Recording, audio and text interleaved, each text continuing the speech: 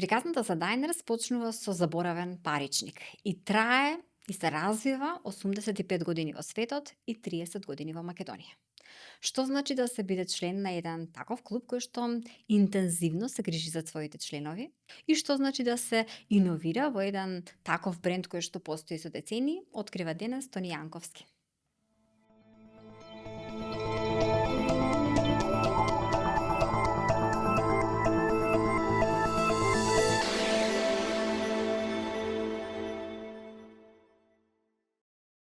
Тони, добре дојде во Њубис. Добро ја најдов. Секогаш на почеток на разговорот одиме со малку личниот професионален бекграунд, односно што е тоа што те доведе на оваа позиција во која што си сега. Дали мислиш дека има нешто од образованието, од она што си го стекнал надвор како искуство, пресудно за да ти биде удобно во сегашната позиција во Diners? Така, да, дефинитивно, значи образованието е, пошто дел се школував и тука во Македонија, дел и надвор, можам да кажам дека тоа искуство надвор е страшно базирано на пракса. Значи тие кейсови кои што се работат од реален свет, значи од фирми кои што ги имале реални проблеми или може и тековно да се случува некаква проблематика на која што се работи, на вистина те става буквално во возачкото седиште во моментот да донесеш некакви одлуки, да правиш промени, да видиш како тоа можеби доколку е некаков реален случај во моментот, да видиш како тоа ќе се одрази во иднина, доколку таа некоја фирма која што се анализира и се имитира, би рекол, ги донесе истите или различни одлуки. Така да дефинитивно тоа школување, таа едукација надвор со јак акцент на практични теми и проблематики доста ми допринесе не само во оваа функција, него и во претходните некои искуства кои што сум ги имал. И апсолутно мислам дека е неопходно таа пракса, пошто ние во Македонија можеби повеќе теоретски, да се помине еден период на пракса, без разлика дали тоа ќе биде формализирано како пракса или може ќе биде работно искуство. На почетокот секогаш се учи, секогаш новите вработени, без разлика во која фирма индустрија, повеќе учат и добиваат од фирмата колку што допринесуваат. Така да и образованието и пред се и останатите искуства кои што сум ги имал претходно, пошто во различни индустрии, различни типови на фирми сум бил дел, ми имаат оставено некаков детал, некакво обележје на тоа што сега во моментов го правам и на каква позиција се наоѓам. И пред се понашто се развивам, значи и што ги согледам работите, на почеток се почнува со многу техникали, дури во практичната работа, на крајот се завршува работа со луѓе. Значи луѓето се бројдени, работата со луѓе е најдинамична, без разлика дали се тоа колеги, вработени, партнери, надворешни соработници, така да но тоа е и најинтересниот дел од работата. Задача во Diners е да внесеш иновација. Така. Што значи да се иновира во бренд кој што постои со децении?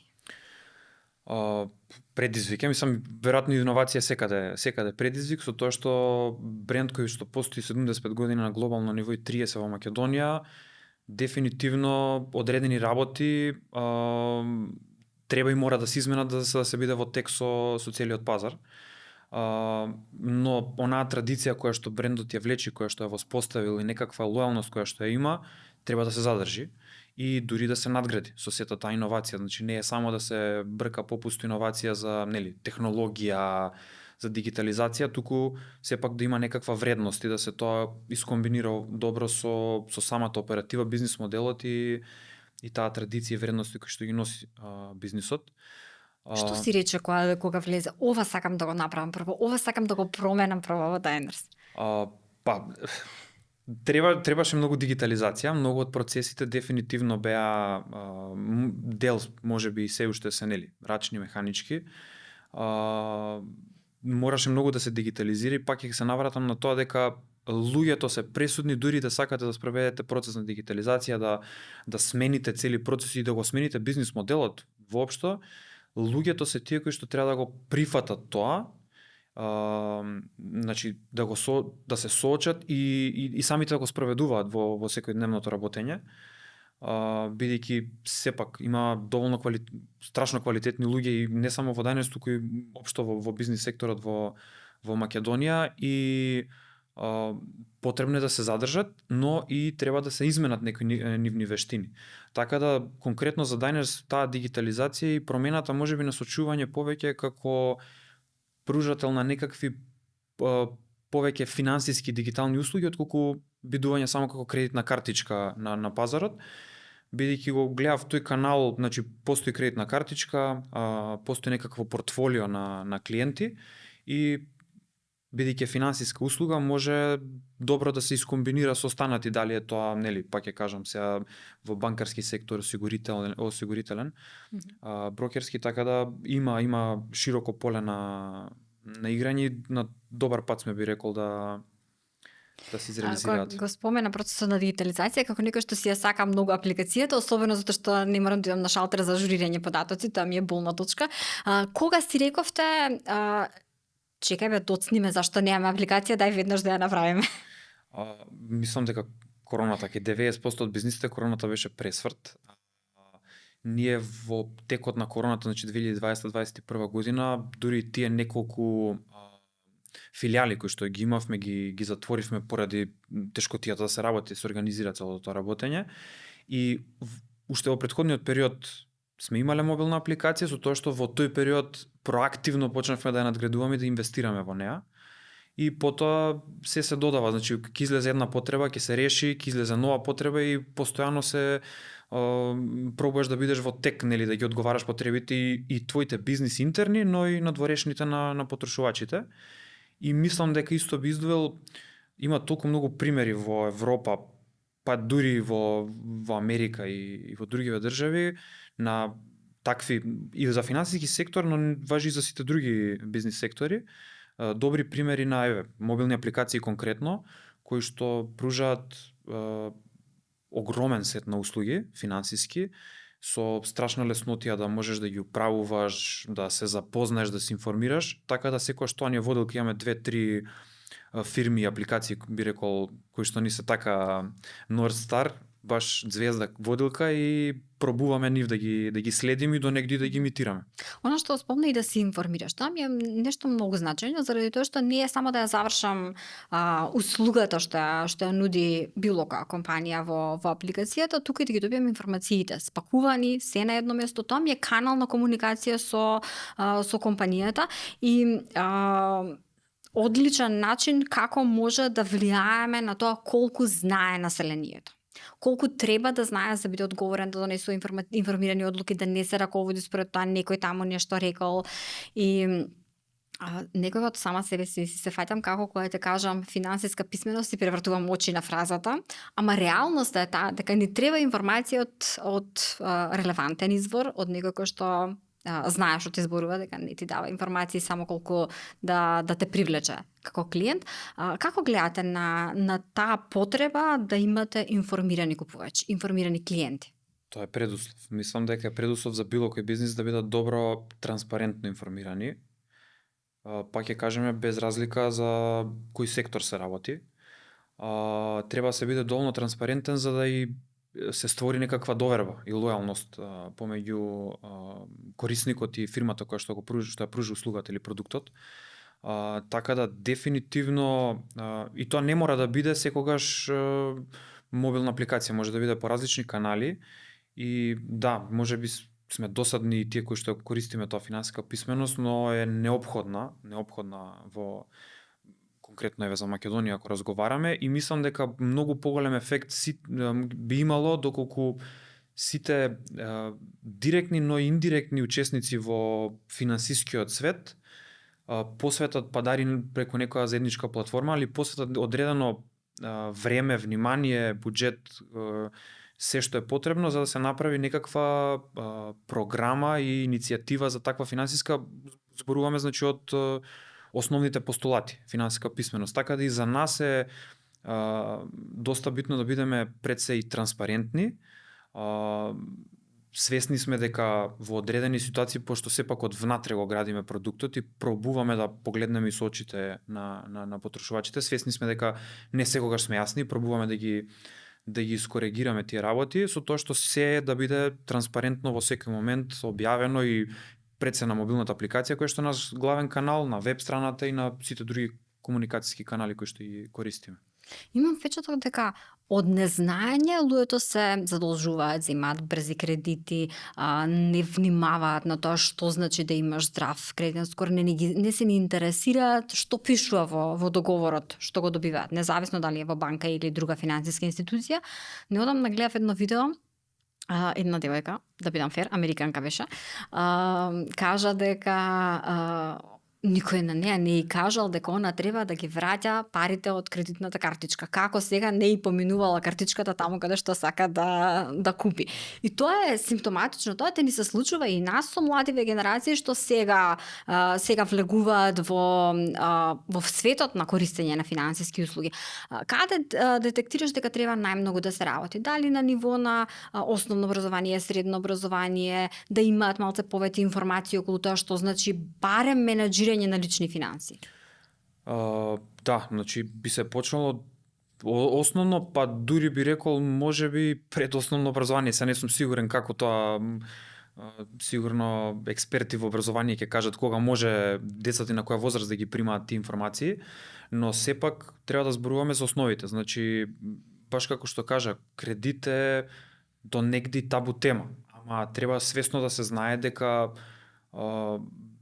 реално без кредит, значи буквално зборот кредит ќе го употребам, иако баш кога го кажувам се чувствувам како малце сега ќе биде контроверзно. Без кредит може да кажеме дека и не може да се оди напред, не може да се инвестира во голем проект, не секогаш можете да чекате да соберете, без разлика дали како индивидуа или фирма, да чекате да соберете средства, пари, па потоа да инвестирате во нешто уште поголемо развојно или да соберете пари за поклон. Некогаш тоа некои одредени работи треба да се купат и да се инвестираат веднаш. Сега, пак ќе се навратам основните работи за тоа што е камата, што е кредит, што е депозит, што се основни трошоци за една индивиду и за едно семејство, за еден бизнис понатака нормално се тоа оди во чекори, кои се дополнителни можни потенцијални трошоци кои се приходи. Така да сега бидејќи сум веќе дел од бизнис кој што цело време гледаме на едната страна се приходите, на другите расходите, тоа се може да се сведе на ниво на индивидуалец. Значи точно да се види колку е одредена плата, колку тој човек може и треба да потроши на основни намирници, прехрана, режиски трошоци, сместување и слично. И тука може да се направи одличен баланс и мислам дека доколку човекот, индивидуата, семејството, колективот ги има тие информации, може многу по свесно, трезвено и навремено да донесува одлуки. Најчесто одлуките се носат веројатно импулсивно во одредени моменти и периоди, со тоа што секогаш треба да се навраќаме колку и тоа да е, не секогаш сакаме да погледнеме дај ќе ја платам, да не гледам колку е, што е, како е. Бројките се факти, не лажат и точно се знае колку еден човек може да потроши, може да си дозволи за некакви уживања, луксузи и основни работи. Така да мислам дека е пресудно тоа да се воведе од најмала можна возраст со најосновните термини и да, поимот кредит да реално престане да биде и да се скрши тој мит дека тоа се лоши работи, бидејќи кредитот може да користи за потрошувачка, како што потрошувачки кредит може да користи за возило кое што потоа ќе го користите за некаква намена и ќе креирате некаква вредност, а во фирмите дефинитивно кредитите користат за додавање за формирање и додавање некаква додадена вредност. Така да по мене е неопходно. Ги споменав младите генерации кои што сега влегуваат во светот на финансиските услуги и она што е евидентно од сите истражувања е дека не само во доменот на финансиски услуги, туку генерално бараат искуства, бараат иновација.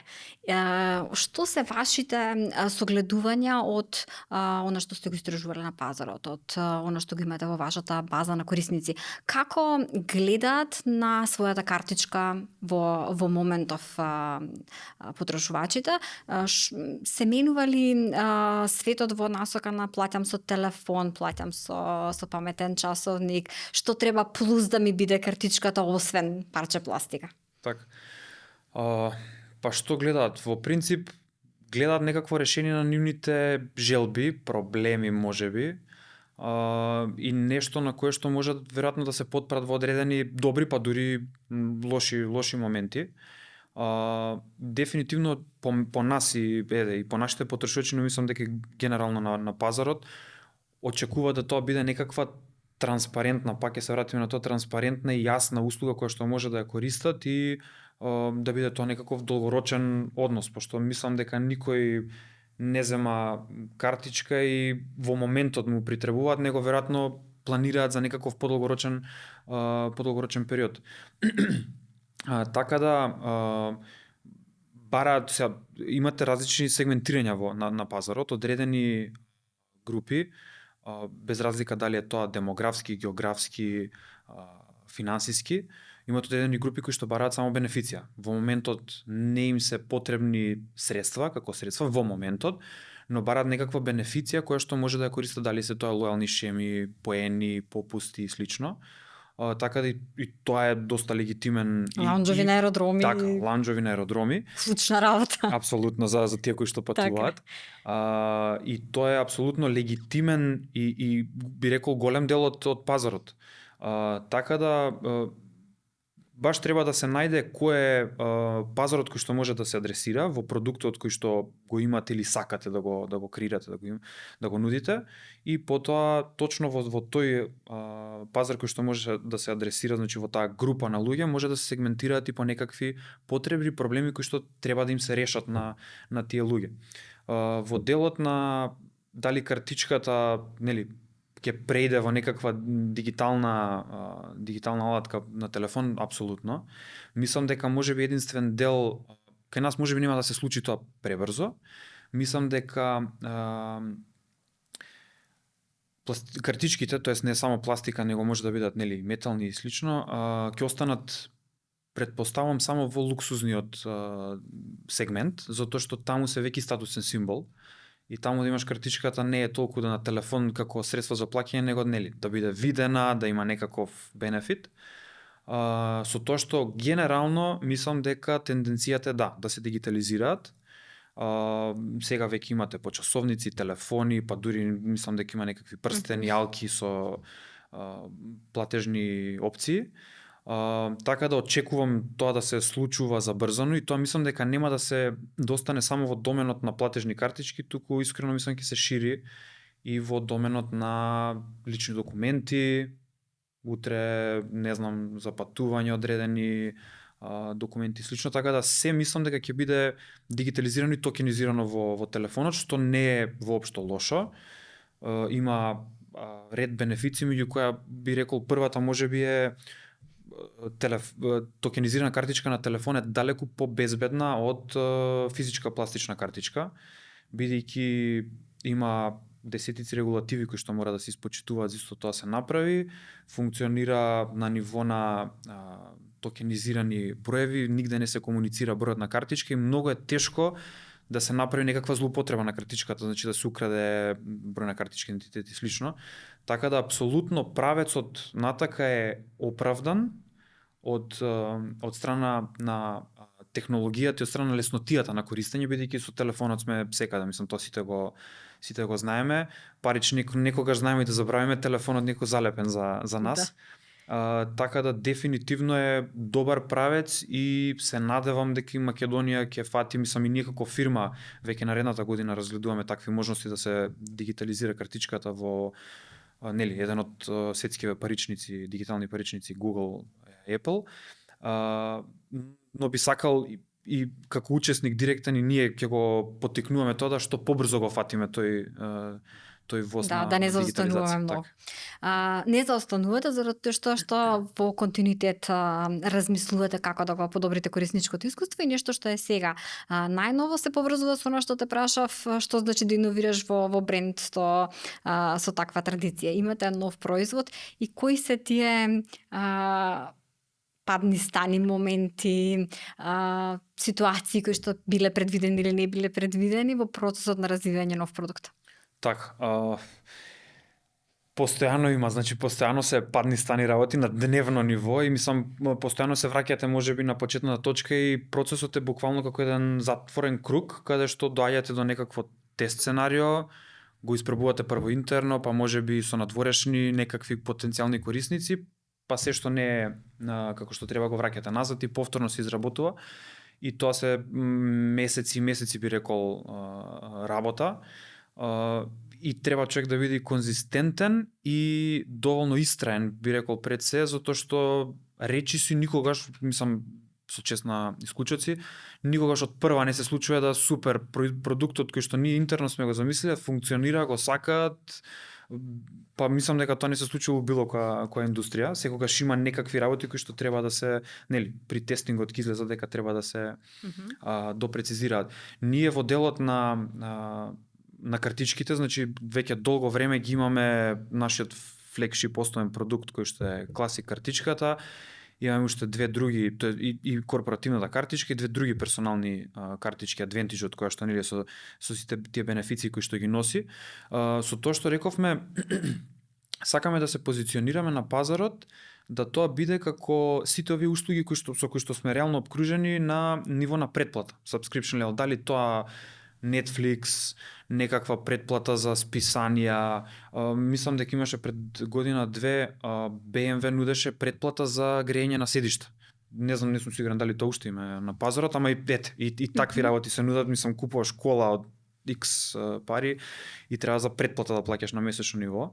Така да мислам дека целиот шифт оди сите кои што продаваат услуги, па дури и продукти веќе имаме, се претплаќаш за телефон, па да може да ти го сменат кога ќе излезе нова верзија. Мислам дека целата економија оди натака во тој правец, баш поради тоа што те врзуваат на долго време и градат некаква лојалност и градат некаков однос долгорочен со корисникот.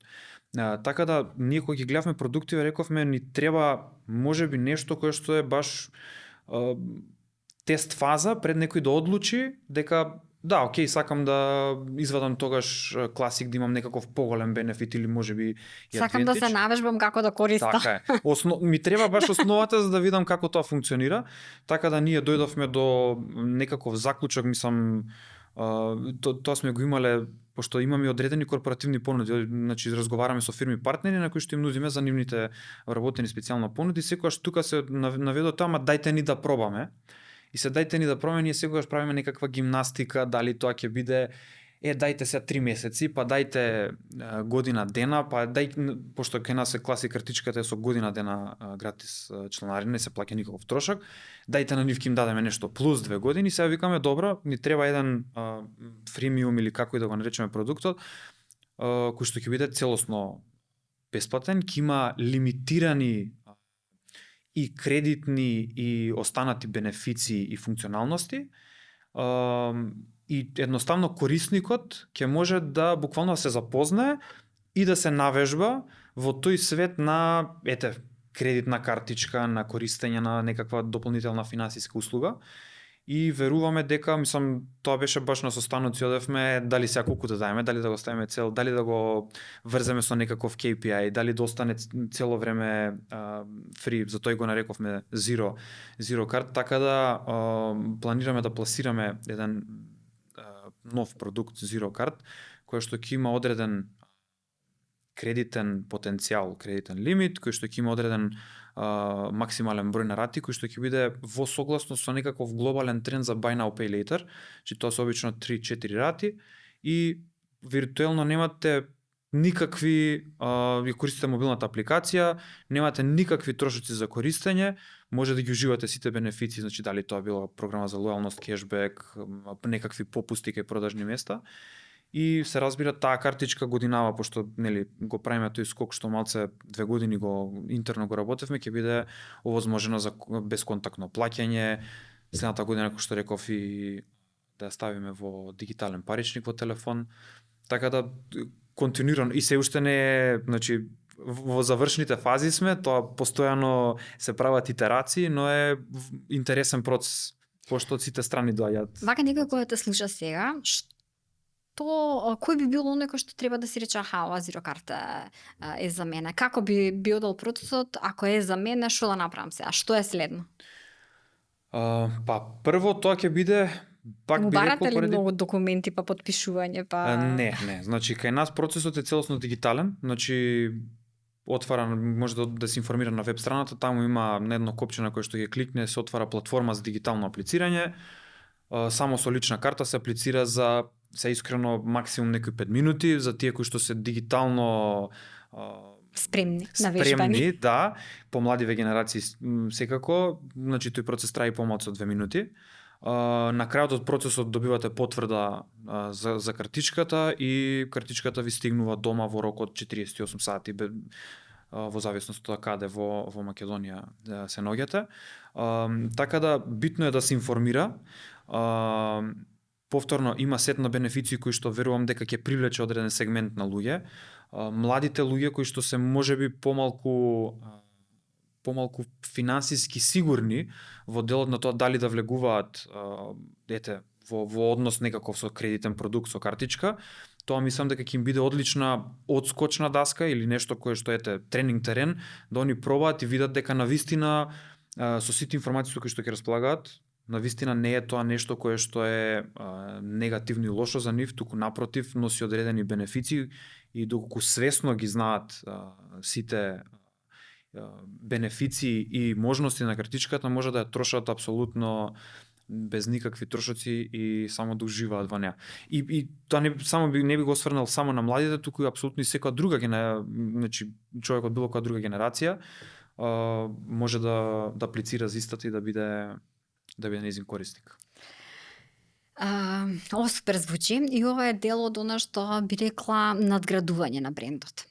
Затоа што спомена толку години во глобални рамки, 3 децени во Македонија, Diners Club Македонија, сте изградиле што од светот што сте земале, што тука локално, еден бренд кој што има многу слоеви на значење, меѓутоа секогаш било премиум, секогаш било квалитет, секогаш сте имале одлична корисничка услуга и нормално е да еволуира, нормално е да влегуваат нови производи. Што е Diners во 2025 од бренд аспект? Diners од бренд аспект е финансиски пријател на секој еден корисник кој што ќе одлучи да биде дел од клубот. Diners е званично Diners Club International, Diners како клуб, ние сакаме така да го дефинираме, со тоа што тоа не е, напротив, не е ексклузивен клуб, туку е една платежна институција, финансиско друштво кое што апсолутно ги има отворено вратите за секој кој што сака да користи некаков бенефит и на секој на кој што му требаат остварување на некакви желби и аспирации за нешто повеќе. За тој слоган имавме неколку низ изминатите години дека секогаш кога сакаш повеќе посегни по Diners и ќе ти го овозможиме тоа. Традиционалните финансиски институции одат до одреден, би рекол, до одреден сегмент. Ние се гледаме дека од тој момент па натака сите потреби можеш и треба да ги оствариш и стоиме на располагање да ги оствариш со Diners Club. Така да во однос на како бренд и соработка со нашите клиенти, мислам дека сме навистина отворени, се случува апсолутно како и во секој друг бизнис да има одредени слаби страни кои што веднаш гледаме да ги адресираме, бидејќи нашите клиенти, членовите кои што ги нарекуваме на клубот се на број еден место за нас.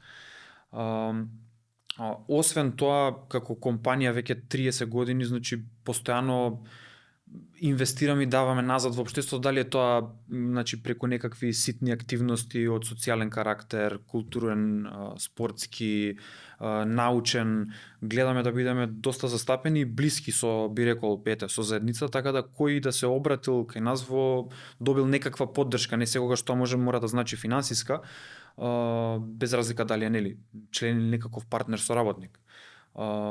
Така да како бренд и глобално си носи такви вредности и има постојано такви иницијативи и ние гледаме тоа, мислам, и од светот да го донесеме тука, но и тоа што го имаме изградено, да го одржиме и да го развиеме. Партнери сте со МНТ, а имавте јубилејно видео со работка со Милчо Манчевски. За мене беше тоа вистинска потврда на тоа дека се инвестира во вредност. Значи не е поентата само чеке да издонирам, да се сликнам, туку вложувам некаде каде што треба, заради тоа што тоа е нешто што треба да остане, нешто на што треба да се подпираме. Не можеш да имаш просперитетна држава ако немаш култура. Така. На што да се базира? На каде е духовноста, не е само во материјалното. Апсолутно. Како ги прима вашата база, вашите клиенти токму таквите иницијативи? Ја согледуваат ли потребата да бидат дел од една компанија која што има такви вредности? Верувам дека да, бидејќи постоечките членовите кои што ги имаме апсолутно позитивно реагираат на тоа и даваат позитивен фидбек и тие работи не секогаш ги правите за да поттикнете, мислам, апсолутно потрошувачки некаков економски, финансиски бенефит, туку напротив, прво е да поставите некаков пример во општеството, бидејќи има и ред други фирми кои што може истото да го прават и треба и го дел и го прават. Така да апсолутно е потребно да враќаме назад во општеството, таа соработка која што имаме. Јас сум можеби малку повеќе во спорт инволвиран, па и спортот ми е доста близок, но таа соработка со државни, општествени и важни работи, без разлика дали се работи за култура, те споменавте и за МНТ, мислам, неопходно е да се развиваат, бидејќи како што знаеме, бизнисот е тој кој што ја тера можеби државата напред и бидејќи користиме одредени бенефити од државата како компании, како фирми, треба истото да го враќаме назад. Соработката и со МНТ ни е фантастична.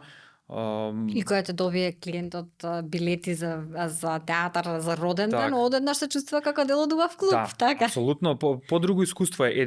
Најголемата разлика која што ја имаме и која што сме горди и постојано истакнуваме и работиме на тоа, е тоа што имаме поразличен третман на нашите членови за разлика од било која друга финансиска институција. За нас си член од клуб, не би рекол дека си дел од фамилија, баш си член од клуб. Дојден си таму доброволно, ти пружаме одличен третман, ги знаеме нашите членови по име и презиме, би рекол сите. Дури ги знаеме и нивните најчести потрошувачки трендови и слично, така да знаеме дури проактивно кога да им ускокнеме со некаков предлог и слично, така од поклоните кои што ги споменавме за роден ден, честитки, учества на некакви представи, концерти и слично, така да тоа ние го гледаме како една многу важна клетка од целиот наш екосистем во Diners. За крај на разговорот сакам да се осврнеме на иднината. Гледаме дека сега ни се случува сериозна трансформација во секој сектор од аспект на вештачка интелигенција.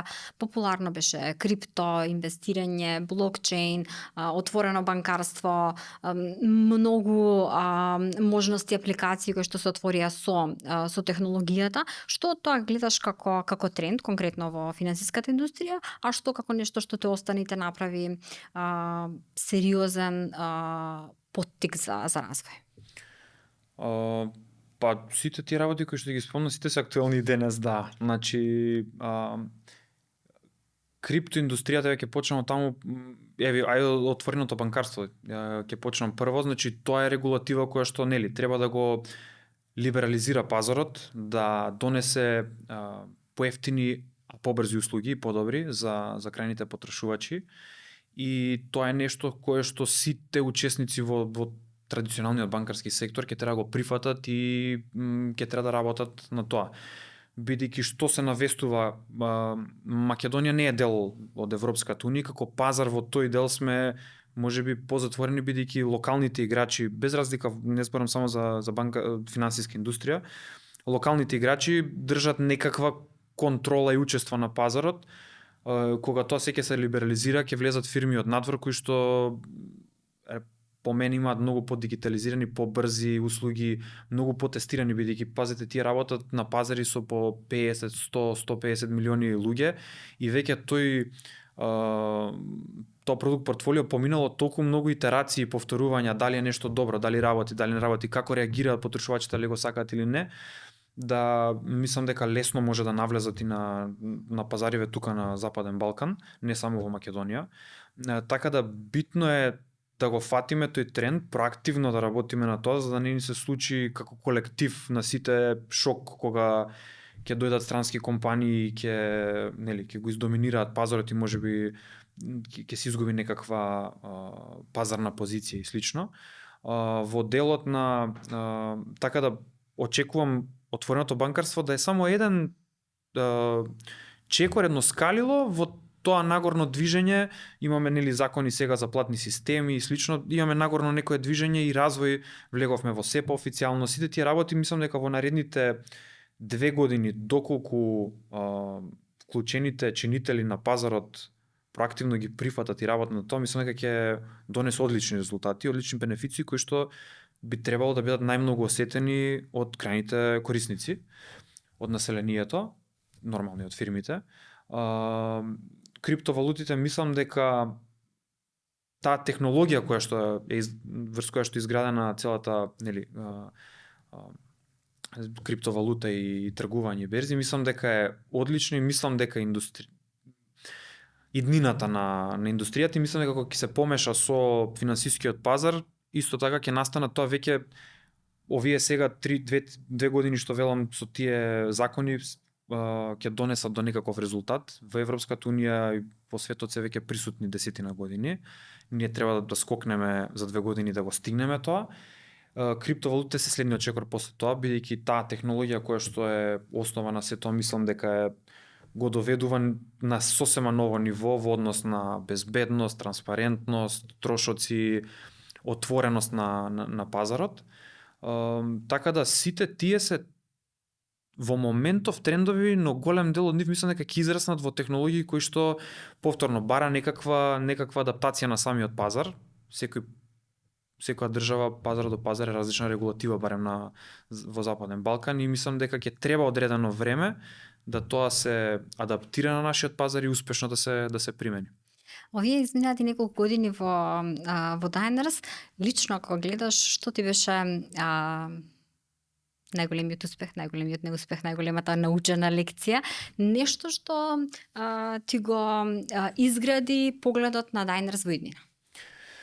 Најголемиот успех е прво работата со луѓето. Значи 4 години сум во Diners, искрено има одличен тим, одлична комбинација. Мислам дека сме во моментов од луѓе кои што имаат страшно искуство, не само долго во години, него и длабоко, значи стварно се навлезени во тој сектор. И од една страна се таквите луѓе со страшното искуство, а од друга страна имаме тим на млади луѓе во сите сектори, дали е тоа буквално од IT, правници, продажба, кои што сепак треба да дадат една нова енергија и нов примес на сите тие дигитални потреби, изменети продукти. И таа комбинација на луѓе во тимот е апсолутно, мислам дека неопходна и пресудна за нас. Така да работењето со тимот, мислам дека комбинацијата на компонирањето на тој тим во моментов, мислам дека ми е еден од поголемите успеси и на сите интерни некакви промени кои што ги завршивме во овие 2 години, пошто пак ќе кажам, најбитна е работата со луѓето и да тоа луѓето го прифатат и да самите сакаат да израснат над тоа, да се надградат. Така да во тој дел, другиот дел е бидејќи влегов и се уште сум премногу амбициозно, премногу работи се да се жонглираат, значи стварно има многу работа, огромен простор за напредок. Ти велат успори малку? Да, дел од колегите велат да, јас од време на време ми се случи, не, сега малце да успорим и после 3 дена ми поминува тој период, па пак и тоа се цело време циклуси. Така да мислам дека треба приоритизација, затоа што ако човек проба све да заврши, нема да заврши ништо, така да треба некаква приоритизација и фокусирање, да се знае точно која е целта за 1, 3, 5 години.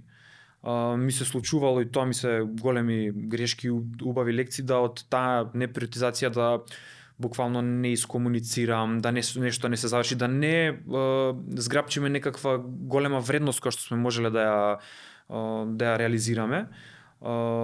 Така да такви некакви мини лекции можеби изгледаат, но се комбинираат во еден огромен сет на правила, да се тоа се води нели писмена комуникација, да се искомуницира убаво, да се биде транспарентен најчесто и со соработници и со колеги.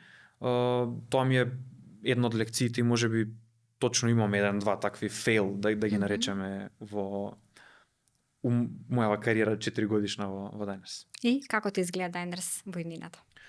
Diners што се во иднината, па пред се поголемо пазарно учество и нови уште не само кредитни продукти, него и во останатите финансиски услуги, нови продукти во наредните 2-3 години. И апсолутно во тој период пробуваме да настапиме на другите пазари околу нас. Тоа се Србија, Црна Гора, Косово, Албанија. Мислам, за нас дури за нас викаме дека е малку амбициозно, но мора да имаме некаква голема желба.